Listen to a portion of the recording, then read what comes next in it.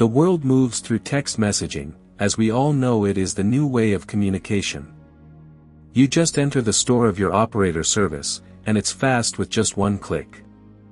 Meet Beeper, an incredible platform that is currently in testing under invitation, from apps such as the Recognized, Telegram and even Signal. Just download and log in and from the Beeper app for Android. There are ways to communicate in writing with anyone using your cell phone. Previously, texting with a data plan was the boom of the moment and was the ideal, but now Facebook, Instagram handles all these kinds of spaces to communicate with your friends and family. So, to ensure communication with anyone, the ideal would be to install all the major messaging apps.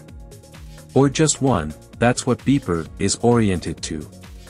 If you are wondering what Beeper is, it is now on its way and in the process of becoming a customer-pleasing product and service. Instant messaging services, but with the novelty that it is not necessary to have your cell phone number there. Can you imagine? After the necessary tests, the app under development aims to be one of the best and most used apps in the world. What messaging platforms does Beeper include as standard? Let's see.